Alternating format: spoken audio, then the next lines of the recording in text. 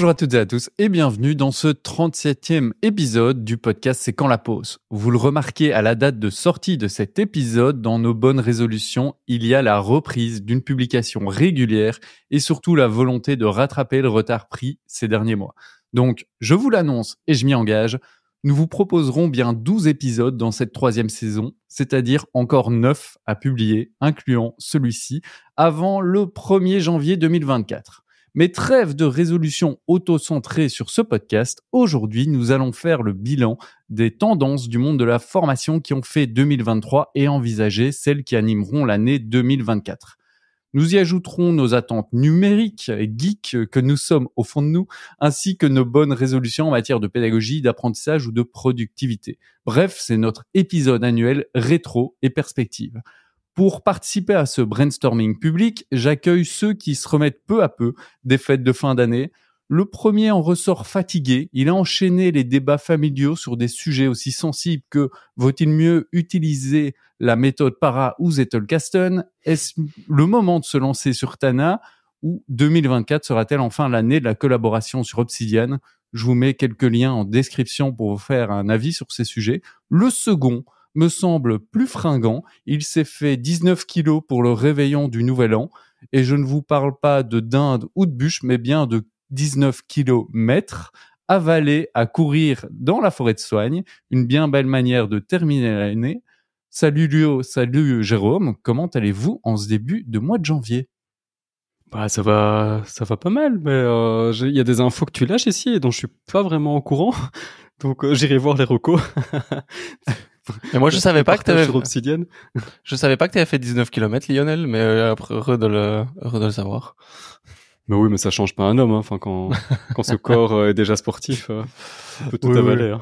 Après c'était presque une de mes sorties les plus longues de l'année pour dire d'avoir fait quelque chose en 2023. Hein. Donc mais bon, et en parlant d'avaler, pour ma part, on rentre dans ma période préférée de l'année à avaler, car c'est la période des galettes des rois qui pointent le bout de leur nez un peu partout. C'est aussi un truc qui vous passionne ou pas? Enfin, moi, je voue une grande passion à ça, donc je sais que Lionel le sait. Il y a une tradition, mais je sais pas si elle est partagée par tout le monde ou bien si c'est local en Belgique. Enfin, même pas dans toute la Belgique, mais local quelque part en Belgique. Mais c'est au moment de la couper, de demander aux plus jeunes de se placer sous la table. Et c'est comme un peu bizarre comme pratique, hein, soyons honnêtes. Et c'est cette personne, c'est la plus jeune personne qui est placée sous la table qui désigne à qui va chaque part pour qu'il y ait aucune triche. Donc je trouve que c'est une bonne tradition, ça. Pour ma part, je me mets sous la table avec la galette des rois parce que je mange plusieurs fois sur la semaine seul une galette des rois et donc je la découpe tout ça pour moi. Ah oui, c'était juste pour être sûr d'avoir la fève, quoi, en fait. Mais oui, c'est quoi? C'est quoi qui te passionne le plus? C'est de manger le gâteau, enfin la galette que tu trouves bon, ou bien le fait d'avoir la fève et le suspense ou l'activité de recherche de fève? Je suis fan de la frangipane, du côté amande, de ce gâteau-là. Ou cette tarte, je sais pas si c'est une tarte ou un gâteau. C'est une galette. Vraiment, c'est oui. Cette galette, c'est vraiment presque mon dessert préféré. Malheureusement, c'est très restreint comme période de l'année. Alors, je sais pas si ça participe à concourir au fait que j'en suis fan, mais c'est vraiment mon dessert préféré. Voilà. Et le but, c'est de trouver la meilleure et de ne manger que celle-là, ou de les goûter toutes? Non, de trouver la meilleure. Et vraiment, l'idée de fève m'intéresse pas nécessairement tant que ça. C'est vraiment plutôt pour le Cet épisode risque de vous sembler un peu long. Chers auditrices et auditeurs, on s'en excuse, mais il y a des sujets prioritaires. Non, mais vous avez raison. Avant de faire le bilan de l'année et de penser le futur, dites-moi-en un peu plus sur votre présent. Quelle est votre actualité du moment? Au-delà de la galette des rois, Jérôme, qu'est-ce qui t'occupe, toi? Pas mal de choses. Je pense un peu comme tout le monde de planifier qu'est-ce qu'on va faire cette année, hein, de prendre les bonnes résolutions ou autres. À titre privé, planifier un peu les vacances aussi. On est un peu last minute chez nous pour se planifier les vacances, et donc on se dit que cette année, si on veut des chouettes trucs, on planifie quand même un petit peu les vacances aussi. Mais en dehors de ça, je suis aussi membre d'une association LND en Belgique francophone, donc Epsilon, et on organise chaque année, tous les 2 ans, pardon, pas chaque année, mais tous les 2 ans, un grand salon de la formation professionnelle. et de l'apprentissage. Et donc là, c'est cette année pour 2024. Donc c'est le 3 octobre 2024. Notez tous. Et pour les Français, vous êtes les bienvenus à Louvain-la-Neuve le 3 octobre. Et donc voilà, on est en pleine prépa pour voir au niveau contenu, guest speaker, conférence, voilà, formule. On est vraiment dans les derniers préparatifs de tout ça. Et donc ça s'annonce assez excitant aussi. Donc voilà, chouette actu, chouette projet encore pour cette année en dehors des activités professionnelles habituelles chez Sephora. Donc voilà, et un petit mot aussi sur, on en avait parlé, sur l'app Brain, que je sais que c'est toi Nico qui en avait parlé dans un épisode précédent et tu nous as un peu converti. Donc j'ai pris aussi l'abonnement, la souscription, et c'est vrai que c'est assez dingue aussi quand j'ai besoin de me mettre focus. Donc pour rappel, c'est une app qui diffuse tu peux rappeler pour nos éditrices et auditeurs ce que c'est exactement Brain.fm. Brain.fm, on vous mettra évidemment on remettra les références en description de l'épisode. Mais en fait, c'est une app qui permet en fait d'écouter de la musique pour se concentrer. Et donc il y a différents styles aussi, vous pouvez paramétrer ça aussi, mais c'est basé sur des études scientifiques. Et donc ça permet vraiment, moi je l'utilise vraiment pour me mettre dans ma bulle et me concentrer quand j'ai des tâches à faire. Et c'est assez efficace. Et il y a certaines musiques même où j'aime pas trop, je skip, et alors il le retient évidemment pour la fois prochaine. Et on peut repréciser un peu les styles de musique qui nous aident à se concentrer. Donc c'est assez bien foutu. Et la souscription, c'est 60 ou 70 $ par an, mais il y a souvent des codes promo et autres. Donc voilà, ça vaut vraiment la peine. Il y a plusieurs modes. On peut soit privilégier le mode focus, soit plutôt de la relaxation, ou bien même pour l'endormissement. Ouais. Je sais pas si c'est hypnotique ou en tout cas ça stimule de telle manière que ça aide à l'endormissement. Ouais. Cool. Donc voilà, moi j'utilise surtout pour le focus, quoi. Ouais. Merci beaucoup. Je vais enchaîner parce qu'en fait c'est assez aligné de mon côté. J'ai débuté 2024 en réalisant un vision board pour l'année à venir. Donc c'est pas une planification, c'est plutôt une représentation visuelle de ce à quoi je souhaiterais que l'année ressemble. Et concrètement, j'ai utilisé aussi, j'y glisse une application aussi. J'ai utilisé Freeform. Je sais pas si vous connaissez parce que c'est probablement l'application la plus méconnue d'Apple. Mais si vous avez un Mac, un iPad ou un iPhone, voire les trois, vous avez Freeform, qui est une application native et gratuite qui vous offre une sorte de tableau blanc numérique sur lequel vous allez pouvoir venir glisser des médias, écrire de manière manuscrite ou avec votre clavier, dessiner, etc. Et donc, pour ma part, j'ai d'abord créé pour ce vision board une série d'axes qui était important pour moi. L'approche générale, Caféine Studio, qui est mon activité professionnelle, les side projects, comme ce podcast, la santé, le voyage ou les aspects de couple. Et j'y ai placé une série de mots-clés qui servent de ligne directrice pour définir mon année. Et c'est pas des objectifs, c'est plutôt la vision de ce à quoi l'année ressemblerait. Et pour donner une vision plus concrète, j'ai illustré chacun de ces mots-clés avec des photos et des images personnelles ou d'autres éléments trouvés sur le web. Alors ça peut sembler parfois un peu ésotérique, mais je trouve que c'est une bonne manière de se poser pour dessiner les contours de l'année à venir. Et c'est un exercice que je vais ensuite compléter par des plans trimestriels. Je fonctionne souvent par plan de 90 jours qui opérationnalisent cette vision. Donc planification aussi pour moi en ce moment, début d'année quoi. C'est un petit peu, tu vas créer un nouvel acronyme LAAP, LAP, c'est Life as a Product. Vraiment des cycles de vie de produits. Et pourquoi la vraie question que je me posais, c'est je connais pas bien Freeform, mais c'est l'équivalent dans la manière dont tu le décris d'un Miro. C'est exactement. C'est différent. Ah non, c'est ça. C'est ça. Ça permet moins la collaboration. Et j'aime bien pour ce travail-là le côté natif. Miro. En fait, Miro fonctionne bien donc pour collaborer, pour créer mettre des post-it, brainstormer, etc. Ici, il y avait quand même l'idée de pouvoir écrire nativement, etc. Alors Miro le permet, mais c'est un peu moins fluide. Donc ici, ça me semble plus adapté. Puis il y avait vraiment le côté geek qui voulait tester une nouvelle appli qui était depuis longtemps dans son doc et que j'avais pas encore utilisé. On se refait pas. Ouais. Bon, et toi, de mon côté, planification aussi. Planification, non, absolument pas. Je suis pas du tout. Je suis loin de tout ça dans la vie privée. Tout est pas rose pour le moment, mais c'est pas le lieu d'en parler. Par contre, qu'est-ce qui fait du bien quand tout est pas rose dans sa vie privée? Bah, c'est de rigoler un petit peu. Et donc, je suis tombé sur quelque chose qui me fait beaucoup rire, et c'est pas un rire coupable, mais c'est assumé, mais voilà, pas complètement. Je suis tombé sur la dernière saison, la 3e, je crois, de truc qui est sur la série qui est sur Amazon Prime, LOL. Ah oui, Où LOL on enferme, Kiri sort, et là il y a un concept en plus, vu que c'est paru au moment d'Halloween, je crois, Kikri sort aussi. Et enfin, c'est pas nécessaire, mais bon, ça rajoute un petit peu ça change un petit peu. Où le concept, c'est on enferme des artistes humoristes dans une salle, et ils doivent se faire rire. Il y a plein de choses qui sont faites pour qu'ils rigolent, et ils ne peuvent pas rire. Et c'est vraiment très drôle, quoi. Et pourtant, je me dis, Lio, t'es pas dans le mood, tu vas pas être capable de rire à ça. C'est plus fort que moi. Donc c'est à la limite de la reco aussi. C'est 5 épisodes, je crois, mais ça fait du bien tellement c'est bête, quoi. Il faut pas y chercher de la finesse, en tout cas, mais c'est très drôle. Et dans les personnes présentes, il y a qui? Juste pour...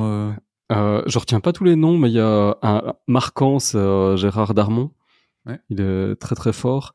Et les autres, je retiens pas leur prénom, mais c'est des humoristes connus. Je pense pas il y a Camille Lelouch, qui chante plutôt. Et il y a une Béatrice, et je connais pas les noms.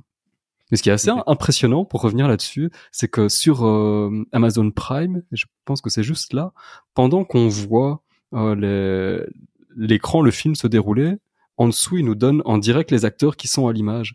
Donc, c'est assez dingue, quoi. Donc c'est une reconnaissance, et notamment pour cette série-là. Donc quand on regarde, enfin pour les films, je sais pas, mais pour la série en tout cas, quand on regarde, en même temps, on voit en fonction des plans qui est sur l'écran, et on peut cliquer et voir dans quoi d'autre cette personne apparaît. Donc, voilà. Cool. Allez rire, ça fait du bien.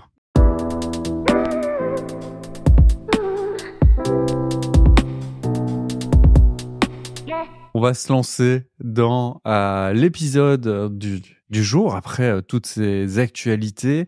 Et puis, comme annoncé en introduction, cet épisode, il va vous proposer, à vous, auditrices et auditeurs, une rétrospective sur les tendances de l'année écoulée et nos prédictions sur celles de l'année à venir. Alors, prédictions, on verra dans un an si elles se vérifier réellement.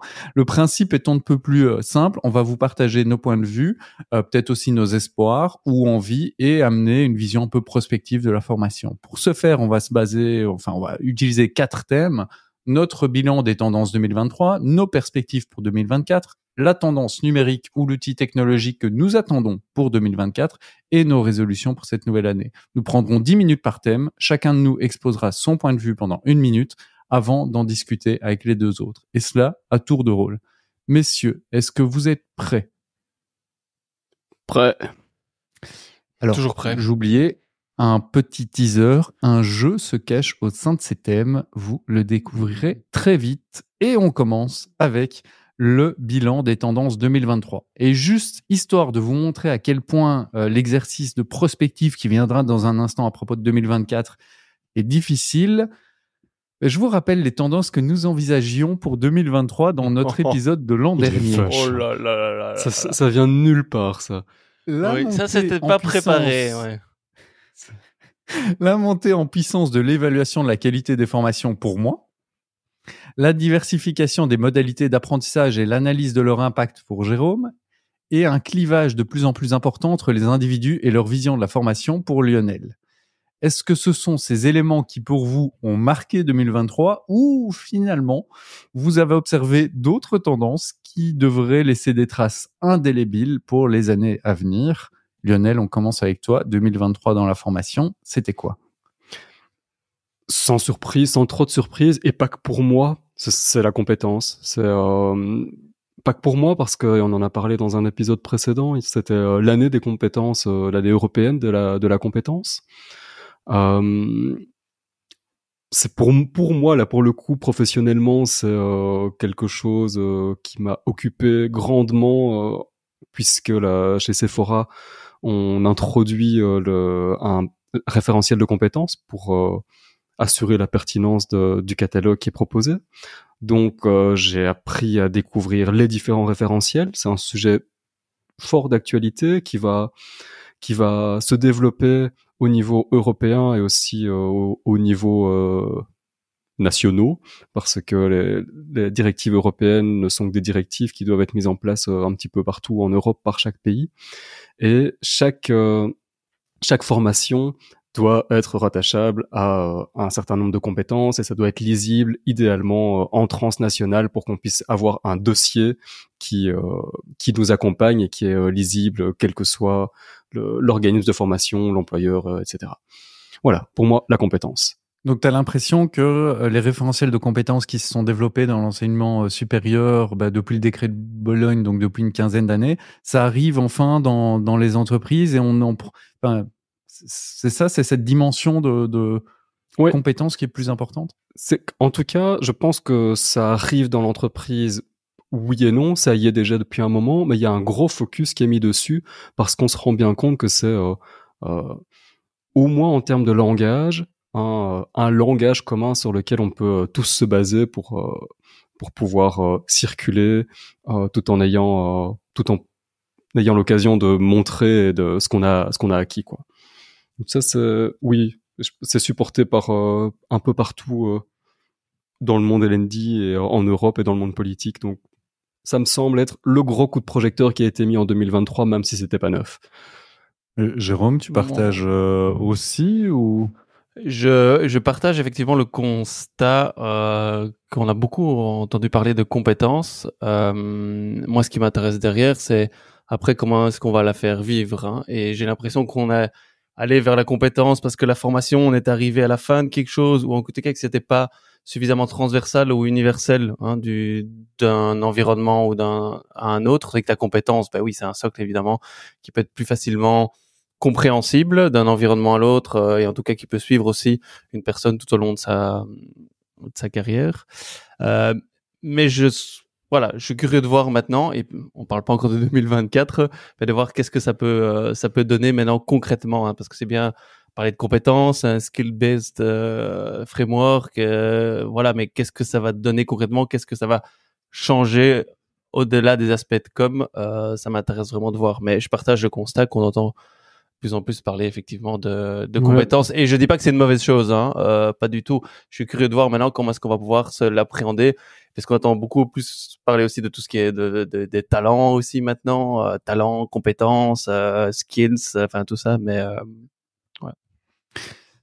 Ok, donc j'entends que tu es d'accord, mais la compétence n'est pas pour toi la tendance de 2023, donc quelle est la tendance de 2023 pour toi? Mais c'est exactement celle que j'avais annoncée fin de l'année passée, hein. Parce que j'avais dit les variétés de formats, et pour moi la tendance 2023, alors elle est peut-être un peu plus contrainte et forcée qu'apparue naturellement, et c'est aussi quelque chose à côté de la compétence qu'on entend de plus en plus, et que moi j'en étais convaincu avant, mais je l'ai surtout entendu ces derniers temps, ces derniers mois, cette dernière année, c'est la place de l'informel, en fait, en formation, la formation informelle. Donc c'est un autre type de format que la formation formelle aussi. Et pourquoi je dis contrainte et forcée? Parce que, en tout cas en Belgique, il y a maintenant, dans le cas du deal pour l'emploi, avec l'obligation d'un plan de formation, le compte individuel de formation, et dans ces quotas-là, il y a la prise en compte de l'informel, et donc toutes les entreprises, des personnes sont en train de voir, mais voilà, c'est une porte qui s'ouvre, l'informel, qui va nous permettre de le valoriser aussi. Donc il existait déjà avant, je pense que c'est pas quelque chose de nouveau qui arrive, mais il émerge pour moi dans les départements formation, les départements L&D, où ils disent oui, il y a ça maintenant qui peut vraiment être, et ça va être un peu bizarre, mais formalisé. Donc on va pouvoir formaliser l'informel aussi, et donc pour ça maintenant on entend de plus en plus parler de l'informel. Qu'est-ce qu'on peut faire, et on entend tellement parler que j'ai l'impression qu'on est en train d'en faire du formel, de l'informel. Enfin bon, bref, voilà, on joue tous là-dessus, mais en tout cas de sortir, et je pense que c'est une bonne chose, de se poser la question de maintenant, pour apprendre, pour développer justement ces compétences, comment est-ce qu'on sort uniquement de la formation classique telle qu'on l'aurait habituellement. Mais voilà, je sais pas si c'est quelque chose que vous avez observé aussi, quoi.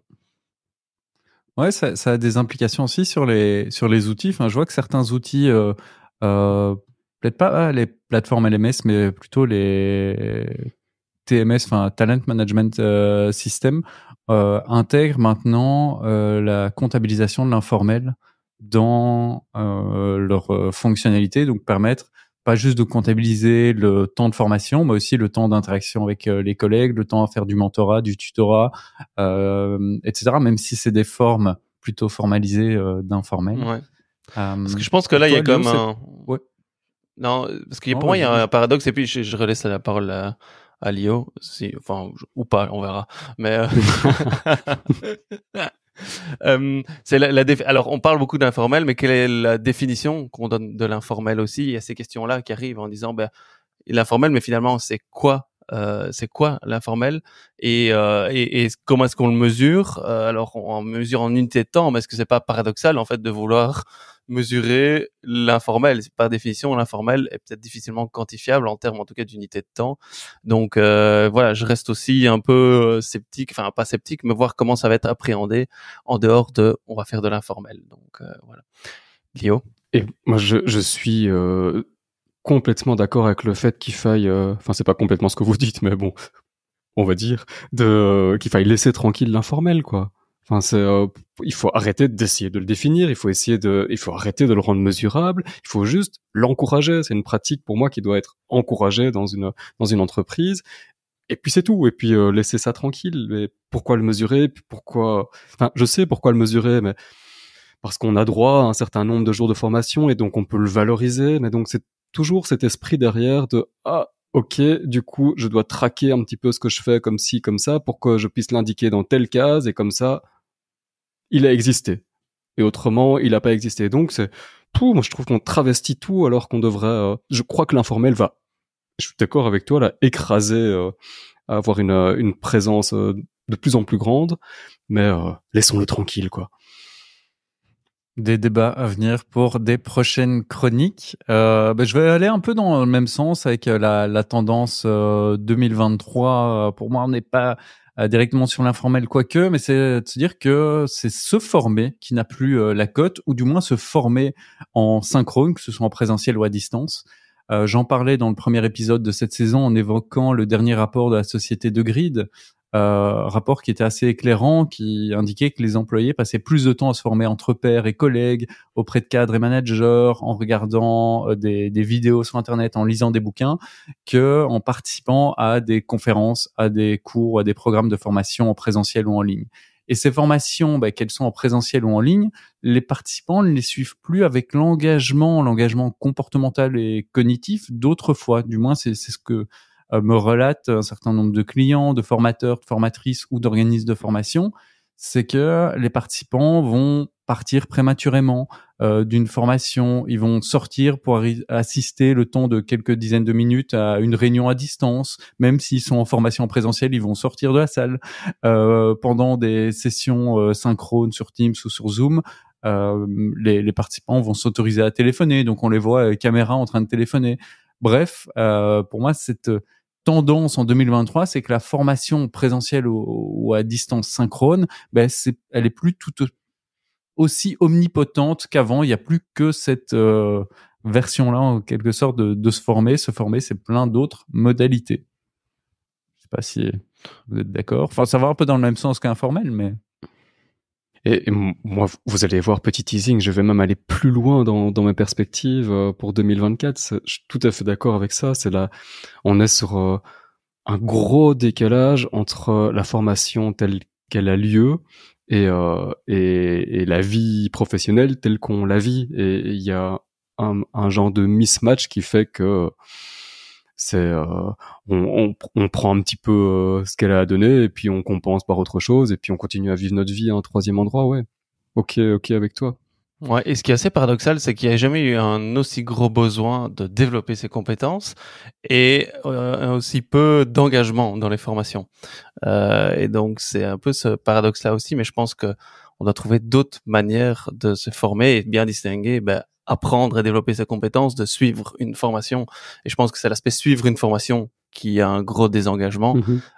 Et là, l'apprentissage de l'informel ou d'autres formats, d'autres manières d'engager les personnes aussi, parce que la formation, on en a parlé dans l'épisode précédent, ça coûte cher. Et est-ce qu'on apprend vraiment? Et ça prend du temps. Et je pense que dans les enjeux actuels, en tout cas la formation professionnelle, c'est des questions à prendre en compte. Et ils y réfléchissent 2 fois qu'une. Et il y a comme un point de friction entre ces départements L&D qui doivent justifier, et c'est là où le deal pour l'emploi va renforcer ça aussi, hein, des quotas de formation à suivre. Et à côté de ça, des employés et des employés qui disent quelle est la meilleure manière d'acquérir rapidement des compétences au moment où j'en ai besoin. Avec l'accessibilité des infos et l'intelligence artificielle renforce ça aussi. On se demande est-ce que j'ai encore vraiment besoin d'aller suivre une formation telle qu'elle existe aussi de manière caricaturale, un peu transmissive aussi et descendante.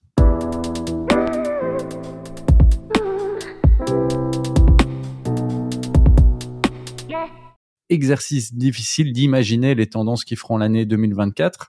Entre prédiction et peut-être espoir, je voudrais que vous nous partagiez de quoi sera faite la formation professionnelle en 2024. Jérôme, tu commences ? Oui, moi effectivement, c'est peut-être c'est une perspective, mais plus un espoir ou presque une envie. Hein. C'est est-ce que enfin, parce que ça fait des années que je le dis et chaque fois je me plante un peu, est-ce que enfin on va utiliser les data? Est-ce que les data vont vraiment arriver au pouvoir aussi pour prendre les décisions par rapport à l'apprentissage, hein, et à la formation de manière générale? J'ai l'impression j'ai pas l'impression, on sous-estime et on sous-utilise complètement les data. Et je prends toujours le même exemple. Beaucoup d'entreprises ont des LMS qui récoltent plein de data. Et c'est peut-être ça le problème, c'est qu'elles récoltent plein de data et trop de data et on sait pas quoi en faire aussi.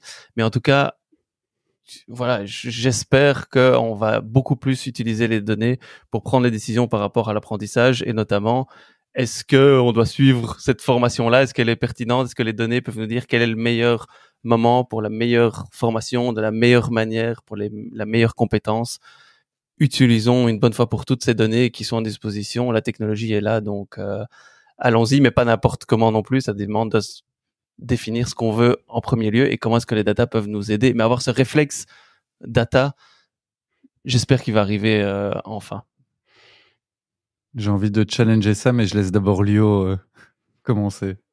C'est un petit souvenir commun, enfin en tout cas avec toi Nico, où à l'université, il y a quelques années, on gérait l'université virtuelle, où on s'était dit, enfin chaque fois on avait un argument, c'est mais ouais, avec Moodle on a plein de data, on a toutes les data, on peut faire ce qu'on veut avec ces data. Et de fait, on voyait quand on regarde les rapports dans Moodle, et ça a sûrement évolué, mais on a un tel s'est connecté à tel moment, à cliquer là à tel moment, etc. Et on trouvait ça déjà vraiment magique. Mais on a clairement jamais rien fait, enfin ou en tout cas pas à ma connaissance. C'est juste on était satisfait d'avoir les données et puis on les a pas fait parler. Et je suis pas sûr que ce soit le cas maintenant. Donc comme tu dis, gros espoir aussi qu'on puisse en faire quelque chose. Des données aussi en cours d'apprentissage, quoi, pas juste en amont pour la suggestion. Alors je vais réagir à vos 2 éléments. Le premier, peut-être sur ce que Lionel vient de dire, c'est peut-être la difficulté aussi de modéliser cette donnée. Effectivement, on a travaillé là-dessus à l'université il y a 5-6 ans, ne serait-ce que pour modéliser le comportement d'un apprenant sur une vidéo. Le fait d'avoir vu la vidéo finalement n'indique rien, et donc on essaie de modéliser la différence entre un apprenant qui regarde la vidéo en faisant des pauses, qui regarde la vidéo en plein écran, qui va pas être le même type d'engagement, parce que s'il est en plein écran, ça veut dire qu'il fait que ça, etc. Donc vraiment qu'il est loin. Il y a une modélisation qui est importante et qui doit être avec une bonne interprétation. Là où je voulais challenger un peu la proposition de Jérôme, c'est que finalement, est-ce que il n'y a pas un paradoxe à vouloir se dire on veut utiliser plus de data, et en même temps, dans la discussion qu'on avait juste avant, on veut plus d'informel, et donc l'informel, c'est plus on laisse les choses se faire sans forcément les guider, les mesurer, etc. Est-ce que c'est pas paradoxal de pousser l'informel et de promouvoir l'informel, et en même temps de se dire que il faut plus de data? Je pense que c'est pas paradoxal parce que c'est pas l'un opposé à l'autre aussi, c'est l'un avec l'autre. Je pense qu'on ne veut pas qu'il y ait que de l'informel, on veut pas qu'il y ait que du formel. Donc, je pense qu'il y a les deux qui peuvent vivre ensemble. Et justement, par rapport à ce que tu disais, Nico, la formation se meurt aussi, il y a un désengagement. Peut-être déjà comprendre le pourquoi et les données peuvent nous aider et comment est-ce qu'on peut améliorer les choses. Et pour moi, le paradoxe, il est plutôt pourquoi est-ce que pour l'instant on n'utilise pas suffisamment les data? Parce qu'on a trop de data et qu'on ne sait pas trop quoi en faire, on ne sait pas les modéliser, on ne sait pas comment les utiliser. Et les LMS nous vendent, on va récolter plein de data, de savoir exactement qui s'est connecté et a vu combien de temps ça. Alors non seulement on peut dire est-ce que j'en ai besoin et quelle est la fiabilité de cette data-là aussi.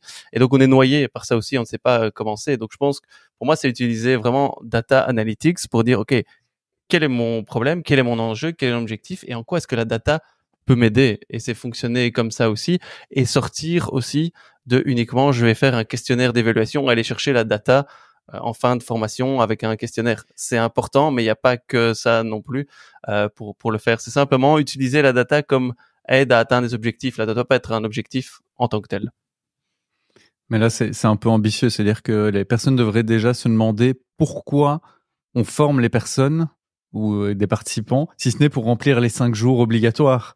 Là, c'est en quelque sorte, ouais. c'est de si on a de la donnée, c'est pour évaluer, mais évaluer quoi? Donc c'est ambitieux là, en quelque sorte, de vouloir faire ça. On peut pas débattre ici. Non, on en débattra pas. Et d'ailleurs, on va passer frustrant. sur ma propre tendance pour 2024. Alors, est-ce que c'est un espoir, peut-être une tendance? On va dire une prédiction. Tout de même, cette prédiction, c'est de voir une montée en puissance des experts et expertes contenus dans la conception des formations. Auparavant, ils étaient souvent cantonnés à transmettre leur savoir à une équipe de conception, que ce soit pour le design de la formation en présentiel ou sa partie en ligne, et surtout pour l'élaboration des contenus multimédia. J'ai l'impression que ces dernières années, et surtout en 2023, ce qui aura un impact donc en 2024 grâce à l'intelligence artificielle, c'est qu'il y a une facilité de plus en plus importante des outils de conception combinés aux opportunités qui vont être offertes par cette intelligence artificielle, que ce soit pour créer ou générer des questions, évaluer ou améliorer un plan de formation, créer des contenus multimédia. Tout ça, ça va permettre aux experts contenus de ne plus juste donner leur savoir et d'attendre que des ingénieurs pédagogiques transforment ce savoir, mais qu'ils soient vraiment à la manœuvre dans la conception des formations. Mais bon, pour que cette tendance se réalise, encore faut-il qu'on leur donne la place et le temps à ces experts contenus pour avoir le temps de concevoir. Et voilà ma prédiction. C'est un peu le même débat, je trouve, que ce qu'on a avec l'intelligence artificielle. En gros, si l'intelligence artificielle peut remplacer votre activité, c'est que votre activité ne fait pas forcément sens. Du coup, quel est l'apport de votre activité? Et ici, c'est si toute la composante pédagogique peut être remplacée par 2-3 outils, où est la plus-value de l'ingénieur pédagogique qui, par ailleurs, est un métier en pénurie en Wallonie, comme on le disait précédemment. Enfin, coordinateur pédagogique, ce qui n'est pas tout à fait la même chose. Du coup, il faut savoir décrire, je crois, ce gap pour prévenir le risque parce que je prends ça comme un risque, ta prévision, que l'expert contenu soit au pouvoir trop seul. Et mais à voir. Ouais, j'ai pas à voir. Peut-être que ce sera très bien en fait, et qu'on aura plus de peut-être que l'expert contenu, on gagnerait à l'avoir en plus droite ligne en tant qu'apprenant qu'avec moins d'intermédiaires. Mais ouais. Vous allez fonctionner comment chez Sephora de ce point de vue-là? Est-ce que c'est une volonté, enfin, je rentre peut-être trop dans les coulisses et vous voulez peut-être pas ouvrir. De côté Sephora, ou comme tu veux répondre, Jérôme, ou j'y vais? Mais en tout cas, côté Sephora, il y a la volonté de reprendre plus la main sur les aspects justement pédagogiques, de continuer à travailler avec des experts contenus. Mais là où il y avait beaucoup plus de liberté qui était donnée aux experts contenus pour apporter aussi leur expertise pédagogique, l'idée c'est de pouvoir le reprendre aussi pour assurer aussi une cohérence entre nos différents produits de formation aussi, et de favoriser certains principes de transfert aussi, d'impact qu'on veut mettre en place, et implémenter notre propre vision pédagogique aussi dans tous les produits de formation. Donc il y a cette volonté-là de reprendre la main d'un point de vue péda, mais toujours en travaillant avec des experts contenu, parce qu'on en a toujours besoin, mais en co-création. Ça, c'est la volonté, en tout cas. Ok. Parfait. On passe, j'avance un peu sur le temps, et donc, on va passer à la tendance 2024 pour Lionel. Tu l'avais un peu teasé, mais vas-y, dis-nous tout. De mon côté, c'est on va le dire en anglais parce que je pense même pas savoir comment ça se dit en français. C'est Learning in the Flow of Work. Donc, c'est l'apprentissage dans le flux de travail. Et je dirais même dans le flux de vie. Donc, et ça fait un peu écho avec de fait ce qu'on se disait précédemment, c'est il faut que l'apprentissage soit de plus en plus en phase avec la réalité de travail, et qu'on puisse prendre, j'ai l'impression qu'on va vers ça, et que l'apprenant, travailleur, employé, actif, veut avoir la main sur ce qu'il apprend. C'est-à-dire que ça ait lieu quand ça l'arrange, que ce soit ciblé par rapport à ce qu'il est en train de faire. Et ça rejoint très fort l'informel, vu que c'est difficilement formalisable, ça. Et c'est pas c'est pas une notion que j'invente. C'est Josh Bersin en 2018 qui amenait ça. Donc c'est un Américain qui parle beaucoup, un gros communicant sur le domaine des RH et du développement de talent. Et je suis retourné, je le mettrai en lien évidemment sur l'article dans lequel il en parle. Et il illustre avec quelques infographies où il voit de quelle manière ça évolue, les tendances évoluent. Donc on a plutôt en 98-2002 un e-learning and blended based. Puis on est passé sur du talent management, puis sur du continuous learning, puis sur du digital learning, et chaque fois il ajoute certains éléments descriptifs à ça. Et pour lui, depuis 2020, c'est sa tendance d'il y a 3 ans apparemment, on est dans ce learning in flow of work, mais d'après moi, c'est seulement quelque chose qui va arriver, et peut-être pas encore cette année, mais de l'hyper personnalisé encore, en tout cas. Alors, histoire qu'on n'ait pas un flot d'emails, de messages, de critiques sur les réseaux sociaux de la part de nos éditrices, auditeurs français, je vous pose la question en toute naïveté. Est-ce que la FEST, qui est donc formalisée en France, donc action de formation en situation de travail, est-ce que c'est équivalent à ce flow of work, ou c'est autre chose? Je sais pas si ça vous parle. Moi, j'en ai pas connaissance, donc c'est à creuser. Peut-être qu'il y a, certainement, d'après le nom, en tout cas, ça a l'air de se rejoindre, mais j'ai pas creusé, donc ouais. je regarde en direct. Ouais, c'est l'idée, hein, c'est de pouvoir justement ça aussi, avec tous les enjeux qu'il y a à ça aussi, hein. Et je pense que dans les entreprises, ça doit évoluer pour arriver vers ça aussi, pour pouvoir, ramener la formation sur le lieu de travail, et faire des ponts entre les deux. Là où c'était fort imperméable, on distinguait les deux temps. Ici, l'idée, c'est de pouvoir rapidement rassembler ces deux temps-là aussi, et ça demande des outils, des process, du temps, une organisation du travail qui est différente aussi, qui est adaptée. Donc, moi, j'espère que ça va arriver. Et je pense que dans tous nos bilans en perspective, il y a quand même ce fil rouge aussi, hein, l'informel, la formation formelle se meurt un peu, on essaye de mettre ça in the flow of work. Donc il y a les créateurs de contenu qui apparaissent de plus en plus. Donc voilà, on sent quand même que on est dans cette réflexion là qui, pour l'instant, certaines sont plus avancées que d'autres, mais on est dans cette zone de transition. En tout cas, je pense que les anglo-saxons sont un peu plus loin à ce niveau-là, parce qu'il y a une autre culture aussi de la formation, du travail, de l'entrepreneuriat et autres. Mais je pense qu'on est amené à se poser toutes ces questions-là aussi, et de réfléchir comment est-ce que les gens... Et je pense que la formation doit se poser la question comment est-ce que les gens travaillent, comment est-ce que les gens vivent, et essayer de se greffer là-dessus aussi, pour que ça soit le plus efficace, pertinent, réaliste possible. Ouais, de ce que je vois sur la FES, ça a l'air d'une formalisation, alors que l'approche Learning Flow of Work de Bersin est très centrée sur l'informel, sur le fait de créer des connexions. La FEST, c'est une distinction, je pense, par rapport à l'informel. Un entre-deux, peut-être. Ouais, il y a vraiment différentes étapes qui sont bien cadrées. Si vous avez des informations là-dessus, auditrices, auditeurs, n'hésitez pas à nous les partager.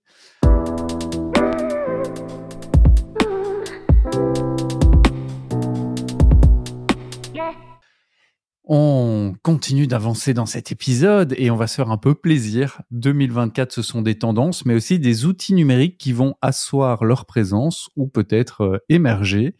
Quel est celui que vous attendez ou dont vous attendez l'évolution, voire la nouvelle version? Et je vais commencer. Geek que je suis. Parce que s'il y a bien un outil que j'attends peut-être encore plus que la galette des rois, c'est l'Apple Vision Pro, le casque de réalité mixte et ce qu'on appelle le premier ordinateur spatial d'Apple. Il devrait sortir au premier trimestre 2024 aux États-Unis. Alors, il faudra avoir disponibilité chez nous. Mais il faut l'avouer que on a été très critique sur la réalité virtuelle, voire sur la réalité augmentée dans notre épisode 28. Pourtant, bah oui, moi qui suis un peu geek dans l'âme, ou du moins qui a un intérêt assez important pour les nouveaux outils, pour les nouveaux logiciels, il y a un certain espoir que ça crée enfin une évolution, voire une révolution en matière d'approche de l'informatique, de manière de communiquer, potentiellement d'apprendre avec les nouvelles perspectives que ça offrira. Donc voilà, c'est un peu l'outil que j'attends principalement. Je sais pas s'il va révolutionner les choses directement, mais j'ai l'impression qu'il peut y avoir du changement de ce point de vue-là. C'est bien, c'est cher, hein. C'est le truc où je me dis. Il faudrait déjà une révolution budgétaire, hein, mais. On est à du 3000 balles, un truc comme ça. Enfin, c'est quand même beaucoup, mais c'était ma principale critique dans l'épisode sur la réalité virtuelle, c'était de dire clairement, ça ne se passe pas parce que c'est trop cher. Mais... en même temps, je trouve ça peut-être pas cher pour ce que c'est. Donc, c'est la première fois qu'un tel outil technologique est démocratisé et du coup, on le fait exister, on les met dans les mains d'un certain public.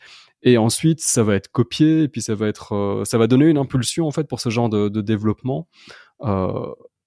Il faudra voir dans quelle mesure, mais d'après le teasing, ça a l'air flagrant, ça se démarque très très fort des quests de Meta. Oculus Quest, je crois que le 3 de Meta, il est à $500, donc quand même 5-6 fois moins cher.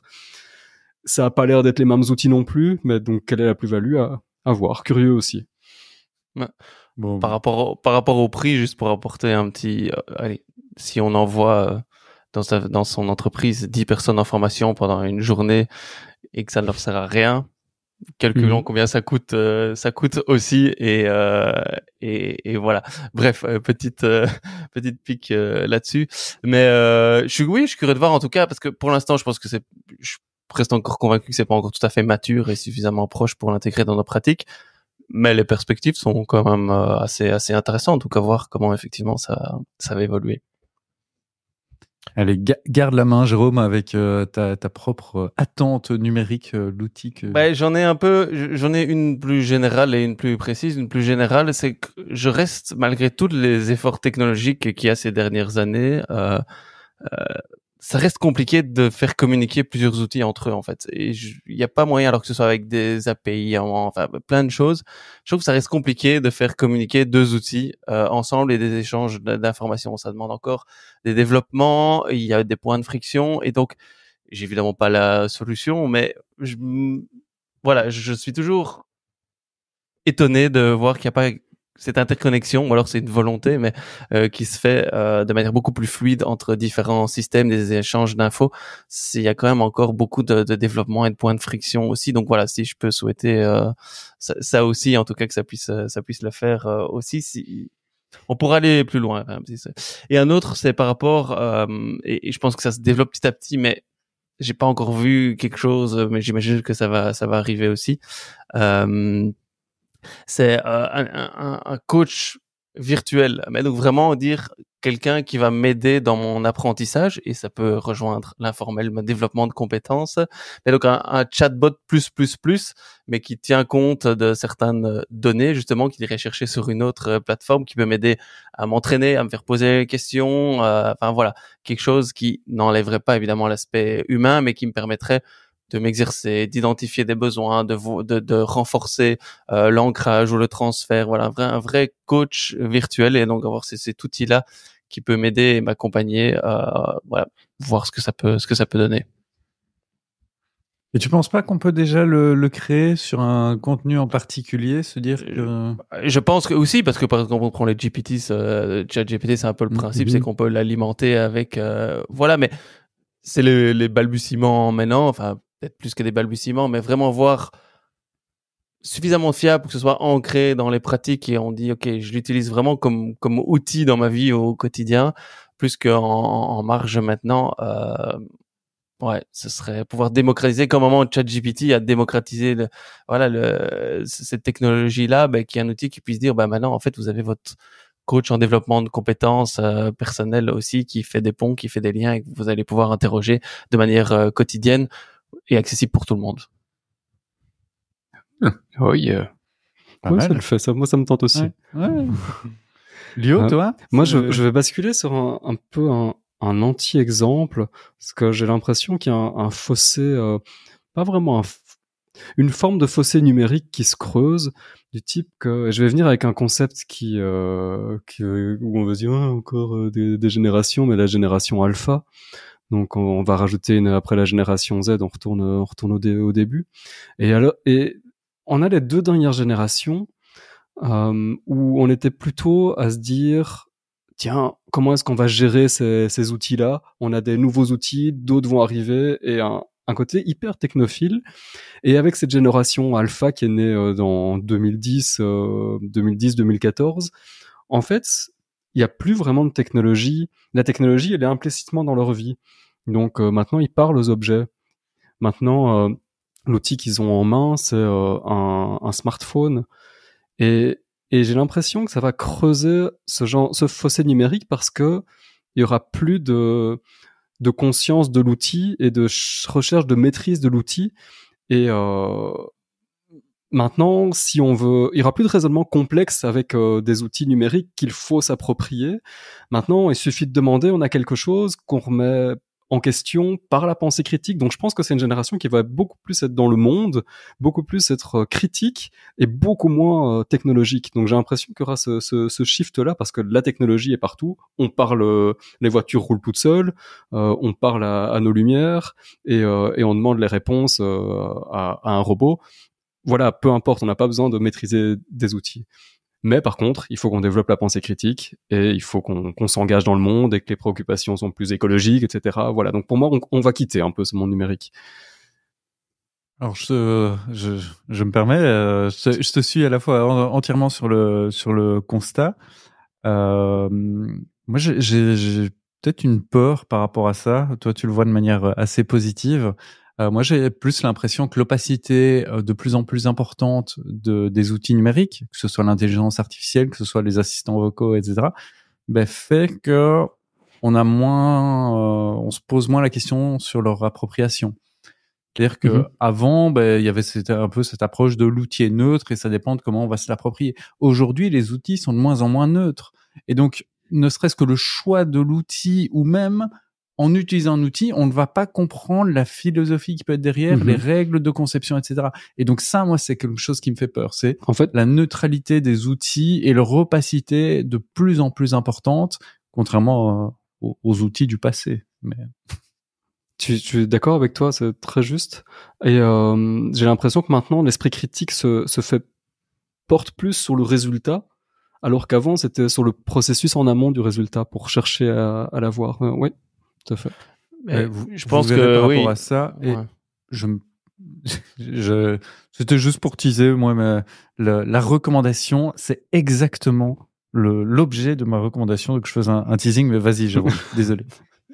Non, pas de souci. Je sais plus ce que je voulais dire maintenant, donc laisse tomber. Non, et Non, je pense qu'effectivement, ce sera plus sur est-ce qu'il y a moyen de le faire, parce que la technologie maintenant permet de le faire. C'est sur l'application et comment je l'utilise ou comment c'est construit. Et donc là, je pense qu'on a franchi la barrière de est-ce que c'est possible. Je pense que maintenant on est rentré dans un monde où tout est possible, hein, et la technologie permet maintenant déjà plein de choses. Bon, après, comme à chaque âge, hein, je pense qu'il y a encore des choses où on se dit c'est pas possible et dans quelques années ce serait quand même possible. Mais je veux dire, on a franchi, à mon avis, un cap dans l'accessibilité à la technologie et tout ce qui est possible de faire.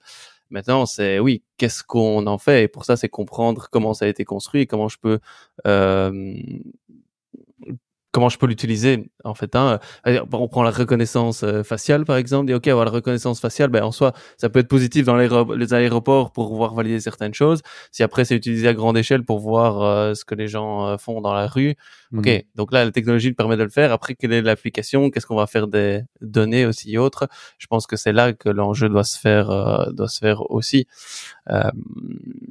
Et qui est, je pense que là, on est de plus en plus conscient de cet enjeu-là aussi.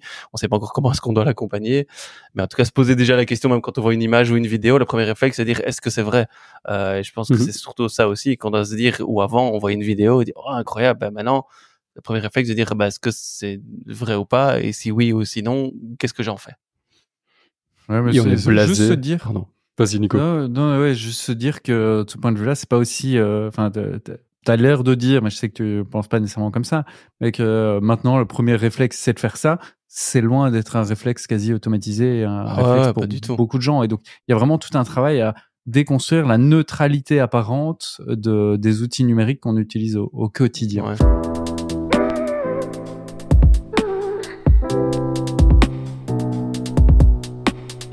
Avant d'entendre vos résolutions et par rapport à ces résolutions, je propose qu'on n'ait pas de réaction. Il n'y a pas de bonne ou de mauvaise résolution. Les résolutions sont propres à chacun d'entre nous et de toute façon, personne ne les tiendra. Mais on va commencer par un petit jeu autour des résolutions. Alors, pour chacune des résolutions que je vais vous proposer, je vais vous demander, de votre point de vue, si cette résolution est propre à l'un d'entre nous, et donc à qui? À deux d'entre nous, évidemment à qui? Ou à tous les trois? Évidemment, il n'y a pas de bonne réponse, mais j'ai hâte d'entendre les discussions qui vont suivre. Alors, première bonne résolution. Est-ce que c'est possible que ce soit aucun aussi de nous? Ça peut être aucun, ça peut être aucun. Donc c'est 0, 1, 2, 3 quoi. 0, 1, 2, 3. Ouais. Et puis on devine qui. Okay. Et si c'est 1 et 2, citez les personnes. Ouais, ok. Ma bonne résolution, c'est de produire plus de contenu que le subir.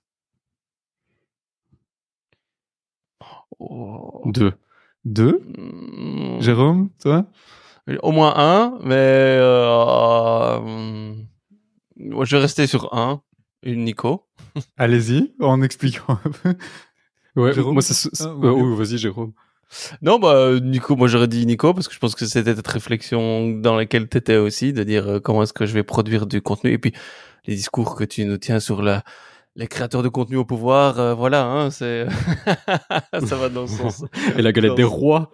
Oui, c'est ça. Mais on attend que tu produises ta propre galette des rois aussi, hein, donc voilà. C'est un épisode sur le pouvoir en fait en formation. Toi, Léo, donc? Moi, je te voyais aussi, vu que t'es le plus important producteur de contenu autour de cette table. Mais j'avais envie de m'y mettre un peu dedans, parce que j'en ai assez de subir sans produire. Donc voilà. Mais ça me fait pas produire plus, mais ça me fait prendre conscience que je ne produis pas et que je subis beaucoup. Alors, je dois avouer les coulisses de cette bonne résolution, c'est que nos auditrices, auditeurs les plus fidèles l'auront remarqué, c'est ta bonne résolution de l'année passée. Quoi, tu vois. Donc, à voir, mais c'est bien si tu la gardes et que tu t'y tiens. Mais je la prête volontiers, hein. Faisant bon usage, hein, Nico.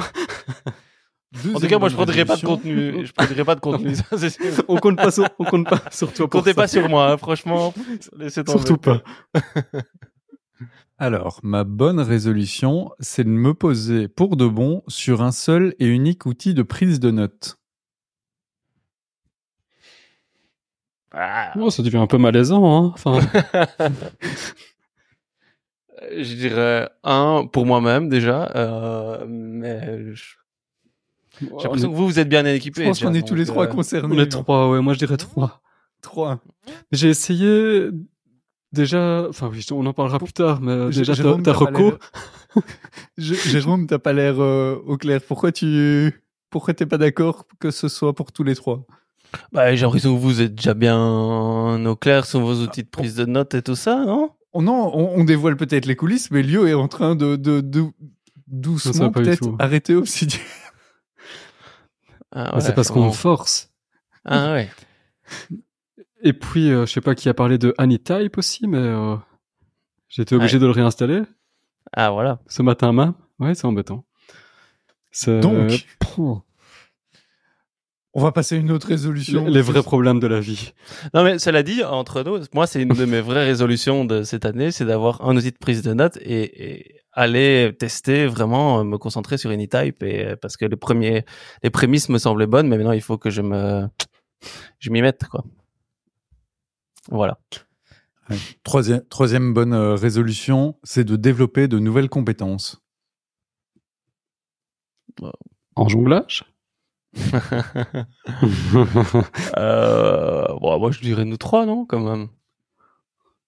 Moi, j'en ai jamais parlé, je crois. Mais... Bah, je dis, Non, c'est il y en a, vrai il y en a, c'est une envie, il y en a d'autres, c'est un des besoins, mais tu vois, Inconscient. pour le moment. Non, mais vous le verrez. Alors, j'ai repris ça parce qu'effectivement, il y avait l'idée du jonglage l'année passée dans les résolutions de Jérôme. Mais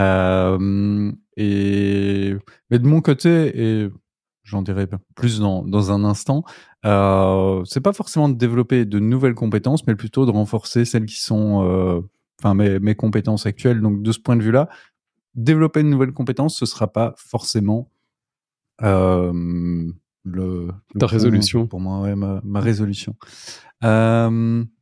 Alors, on en parlait en off. Enfin, je sais même plus si c'est en off ou pas en off. Ma bonne résolution, c'est de me remettre au sport. Ou de me mettre, ou de continuer.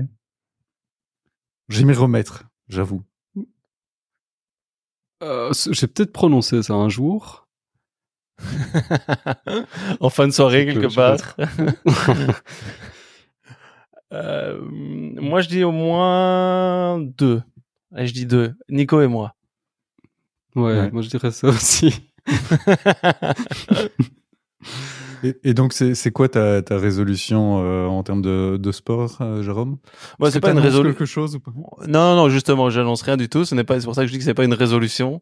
C'est une ambition, enfin, une envie dans la tête j'ai pas encore concrétisé en résolution pour cette année, mais qui arrivera. C'est de me remettre à courir refaire un marathon. Et donc, voilà, c'est quelque chose, c'est pas encore validé pour 2024. J'aimerais bien avant mes 40 ans. J'avoue que c'est un petit, et si je pousse le rêve, parce que là, on est même plus dans une envie, dans un rêve un peu plus loin, avant mes 40 ans, faire un marathon en dessous de 3 heures, ça, ce serait un vrai rêve. Donc voilà. À voir ce que ça peut donner. Un rêve commence par des résolutions. Hein. Voilà. Ouais.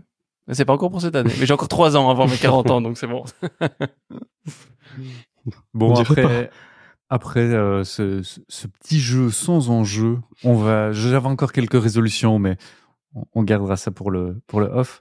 On va passer à vos vraies résolutions, vraiment vos bonnes résolutions, qu'elles soient pédagogiques en termes de productivité professionnelle, dans nos fonctions péda ou autres. Quelles sont vos résolutions? Et puis chacun d'entre nous va partager ses résolutions. Et après, on passera à nos recommandations. Mais avant ça, donc, résolution.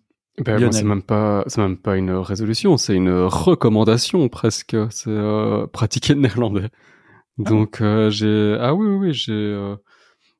comme vous à mon avis, ou toi moins Nico, subi 13, si pas plus années de 4 heures par semaine de néerlandais à l'école, des cours pendant lesquels j'étais attentif, mais qui ne m'ont jamais permis d'être un bon orateur. Donc j'ai une compréhension à l'audition relative, une grammaire qui s'effrite un petit peu, mais en tout cas une capacité à parler complètement absente, quoi. Donc c'est pratiquer le néerlandais, et ça, c'est-à-dire reprendre des cours intensifs en immersion et avoir ce déclic, parce que le boulot actuel le permet, en plus le demande et le permet de pratiquer au quotidien. Donc pour une fois, première fois depuis presque toujours, ce sera l'occasion de non pas seulement d'apprendre, mais aussi de pratiquer. Et comme on le sait, c'est essentiel. Deuxième petite chose. Oui, je me permets un point d'information pour les auditrices et auditeurs non belges, c'est que le néerlandais fait partie des 3 langues nationales, entre le français qui est la langue la plus importante, non, qui est à part égale entre le français et donc le néerlandais, et puis il y a aussi 3e langue nationale, l'allemand, mais qui elle est quand même un peu moins parlée de manière moins courante. Alors, mais en Belgique, vraiment, les 2 langues principales au niveau national sont le français et le néerlandais, d'où la nécessité dans pas mal d'activités professionnelles de maîtriser à minima passivement, activement pour l'une, passivement pour l'autre. Deuxième résolution, c'est de cesser de croire que la capacité dispense de faire. Donc ça, je me rends compte que c'est depuis longtemps. C'est philosophique. C'est philosophique, ouais, j'allais dire. Vous voulez que je vous laisse avec ça sans commenter? Non, mais c'est quelques exemples dans ma vie où je me rends compte que c'est bon, je suis capable de le faire. Du coup, je n'ai pas besoin de le faire. J'ai pas besoin de le terminer. Ou bien si j'en suis capable, c'est que d'autres peuvent le faire aussi et du coup, c'est délégable, etc. Donc, je vais pas m'appesantir là-dessus. Chacun s'en fait son idée. Mais et enfin une troisième, c'est et Nico l'a déjà évoqué vu que je pense pas que c'est la première fois que ça ressort, c'est de ne pas se laisser noyer par l'information de manière générale, donc être sélectif dans cette information, sélectif pas uniquement thématiquement mais aussi en termes de sources. On n'a pas besoin de tout avoir, d'avoir accès à tout ce qui se dit partout, tout le temps, surtout, et l'accès ne dispense pas de lire. Donc c'est sélectionner quelques sources et les lire sérieusement, quoi. Voilà, moi j'ai fait le tour. Parfait, merci beaucoup. On passe aux résolutions de Jérôme. Ouais, au-delà de, comme on l'a annoncé juste avant, ma prise de notes et dans Anytype et structurée un peu tout ça aussi, parce que je l'ai dans différents outils de manière un peu déstructurée, il y a ça. Plus au niveau aussi privé par rapport à l'éducation des enfants, où je suis en train de lire un bouquin qui bouleverse totalement ma vision de l'éducation. Donc il y a certains principes que je vais essayer de mettre en place. Peut-être que dans un prochain épisode ou autre, je ferai peut-être j'en parlerai un peu plus, rapidement, sans en faire une chronique en tant que telle. Mais voilà. Mais c'est quoi ce bouquin ? Ça s'appelle Chasseur-cueilleur parent. Et en fait, c'est qui déstructure, en fait, qui nous explique comment est-ce qu'on est fort enfermé dans une culture occidentale de l'apprentissage. De l'apprentissage, voilà. Déjà, c'est un beau lapsus, mais de l'éducation en tout cas. Et donc, c'est un bouquin, c'est une chercheuse américaine qui est allée interroger d'autres cultures, inuites et autres, pour voir comment est-ce qu'ils éduquaient les enfants depuis des années. Et c'est assez bouleversant de voir en fait qu'on est très fort, emprisonné dans notre culture et dans la société, éducation et autres, et donc il y a d'autres manières de faire.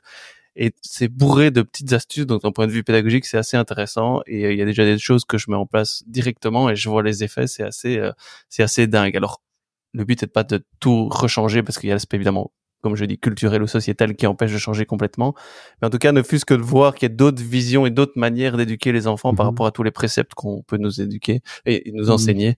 C'est assez intéressant. Donc voilà, il y a là-dessus. Et l'autre chose, c'est un truc très concret que je dis que j'allais me lancer là-dedans il y a 2 jours maximum, que j'ai formalisé en appelant ça le 110-1. En fait, c'est très simple. Pourquoi 110-1 ? En fait, pendant 100 jours, à partir de lundi prochain, donc ça m'amène jusqu'au 17 avril, pendant 100 jours, tous les jours, je vais essayer d'écrire 10 lignes, donc pas plus que ça, pour écrire un peu pour moi-même 10 lignes, en me forçant en écrivant en jeu, pour un peu aussi prendre du temps et apprendre un nouveau, et je te rejoins Lee aussi, un nouveau mot de vocabulaire en néerlandais, puisque bon, je le pratique régulièrement, donc je me débrouille, mais je voudrais franchir un cap en enrichissant encore un peu mon vocabulaire. Et donc voilà, donc pendant 100 jours, tous les jours, apprendre un nouveau mot et écrire 10 lignes en jeu aussi, prendre le temps de le faire. Donc voilà, commencer court, mais je me lance ce petit défi et devant toute l'assemblée ici, et je vous donnerai évidemment des nouvelles. Voilà. Oui, donc finalement, il y a l'apprentissage de nouvelles compétences pour chacun d'entre vous, ou de renforcement de vos compétences. De mon côté, cette année, pour moi, l'idée, c'est de faire moins et mieux, d'une certaine manière, parce qu'il y a un problème quand notre métier et notre passion, et aussi que nos side projects, comme ce podcast, nous passionnent tout autant, c'est je peux avoir tendance, et j'ai eu tendance en 2023 à toujours en faire plus, à empiler les nouveaux projets, à concrétiser les nouvelles idées, à accepter les nouvelles opportunités.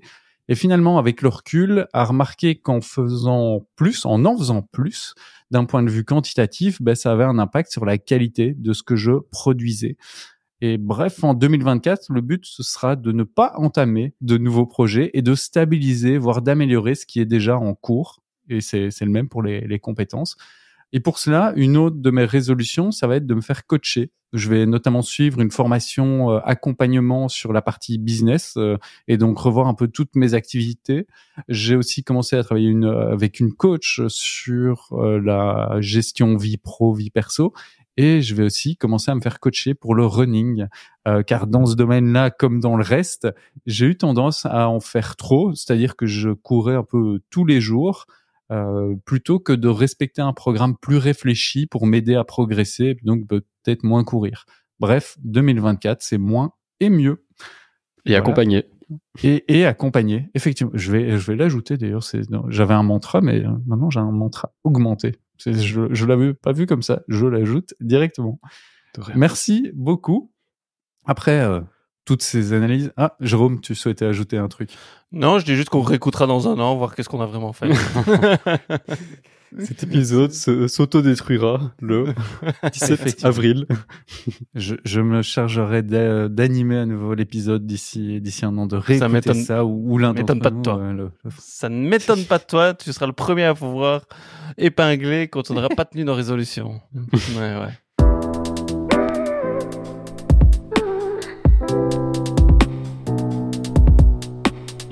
Après ces différentes analyses, ces réflexions, ces bonnes résolutions, on termine tout de même avec nos recommandations. Quelle est la ressource, l'outil ou le truc que vous avez envie de partager à nos auditrices et auditeurs et qu'ils et elles doivent s'empresser de découvrir en ce début d'année? Yo? Ouais, moi finalement, c'est pas ce que j'ai annoncé, mais c'est ce bouquin-ci. Je le montre à l'image, mais c'est Testostérore de Luce, qui est un ancien de chez Charlie Hebdo. Et du coup, il faut se faire un petit peu au graphisme qui est très proche de la caricature et qui cherche très fort la page, mais c'est intéressant surtout sur le fond, même si c'est très joli graphiquement aussi. Hein. C'est intéressant surtout sur le fond parce que ça parle de masculinité et des injonctions à la masculinité. Et on y voit que ces injonctions à la masculine, viennent surtout des hommes eux-mêmes et pas d'ailleurs. Et donc je trouve ça très intéressant. C'est paru chez Albin Michel cette année-ci, en 2023, il y a 1 ou 2 mois, je pense. Et voilà. Pour ceux qui ont accès à l'image, je vous montre un petit peu à quoi ça ressemble. Et pour tous les autres, vous aurez le lien. Super. Merci beaucoup. Alors, j'enchaîne moi-même avec une proposition de livre que je montre aussi à l'image et on y reviendra dans un instant. C'est le livre Vintage Innovation qui redéfinit un peu la notion d'innovation, qui propose une approche assez intéressante, qui n'est pas nécessairement de rejeter tous les nouveaux outils, etc., mais plutôt de réussir à combiner les anciennes pratiques, voire d'anciens outils, avec les nouvelles pratiques et les nouveaux outils. Donc, si je vous dévoile la table des matières que je suis en train de rechercher, vous avez des chapitres du style dans un monde connecté, nos apprenants ont besoin d'empathie. Dans un monde d'intelligence artificielle, nos apprenants ont besoin de philosophie. Dans un monde de réalité augmentée, nos apprenants ont besoin d'imagination. Dans un monde de distraction, nos apprenants ont besoin de s'engager dans du travail en profondeur. Bref, ça mixe à la fois les nouvelles innovations, les évolutions et les nouveaux comportements avec des approches anciennes. C'est en soi une approche assez intéressante, qui est vraiment pas d'être technocritique pour être technocritique, qui n'est pas non plus techno-optimiste en disant tout va bien. C'est comment combiner au mieux les deux. Et vraiment, je trouve ça assez génial. Donc un chouette livre, Vintage Innovation de John Spencer. Jérôme? Ouais, bah, tu m'as déjà donné envie de le lire, hein, donc ça c'est déjà une bonne chose aussi. Moi c'est reco, bah, j'ai pas été chercher bien loin parce que c'est une reco que j'utilise régulièrement aussi, mais je pense qu'on n'avait pas encore parlé, c'est bien de pouvoir le mettre à l'honneur. C'est une reco que j'utilise justement pour travailler mon vocabulaire avec des flashcards qui s'appelle Quizlet. C'est pas nouveau comme app, mais elle fait le job, elle le fait bien, et donc je pense que c'est bien aussi de pouvoir le mentionner. Donc c'est un des outils que j'utilise pour réviser mon vocabulaire ou des séries de définitions ou autres. Donc voilà, allez voir de ce côté-là. Et alors reco, inscrivez-vous pour le salon Epsilon le 3 octobre aussi, hein. Une excellente recommandation, hein. Merci pour toutes ces recommandations et merci pour cet épisode, les gars. Merci aussi à vous, auditrices et auditeurs, d'être restés avec nous jusqu'ici. C'est le moment de vous l'annoncer, car si vous nous écoutez, c'est que vous faites partie des plus fidèles. Cet épisode a à nouveau fait l'objet d'une expérimentation en vidéo. Alors cette fois, plutôt que de le clamer dès le début de l'épisode, je vous le dis plus simplement à la fin. Vous pouvez nous retrouver et retrouver cet épisode en vidéo dès aujourd'hui sur YouTube. Et dites-nous dans les commentaires ce que vous en pensez. En tout cas, si vous avez aimé cet épisode rempli de réflexion, d'intention, d'ambition et de résolution, partagez-le au moins à au moins 2 personnes avec lesquelles vous souhaiteriez débattre sur le futur de la formation. Vous pouvez aussi le partager sur les réseaux sociaux, ainsi que noter le podcast et nous mettre un gentil commentaire sur Spotify ou Apple Podcast, même si c'est pas toujours des plus intuitifs. Et si vous êtes à Learning Technologies à Paris les 24 et 25 janvier plutôt, n'hésitez pas à nous le dire. Ce serait sympa de vous y croiser. On compte à nouveau enregistrer un épisode depuis le salon. Du moins, vous êtes OK, les gars? Oui, on fait ça? Oui, un petit épisode pirate. Ouais. on trouvera un espace. Et puis, si vous n'y êtes pas, on se retrouve tout de même dans 2 semaines déjà, car on rattrape notre retard, tant bien que mal. Et on vous dit à très vite donc. À bientôt. À bientôt tout le monde, merci à tous les deux. Ciao, merci. Ciao.